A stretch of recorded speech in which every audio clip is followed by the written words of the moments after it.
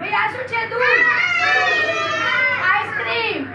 ભાઈ આઈસ્ક્રીમ ખવાય હા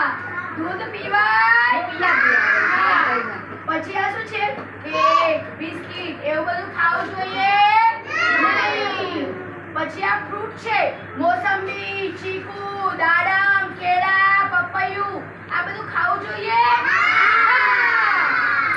ખાવું જોઈએ હા કેવું ના પછી ભાઈ આ બધા શાકભાજી છે ખાવા જોઈએ પછી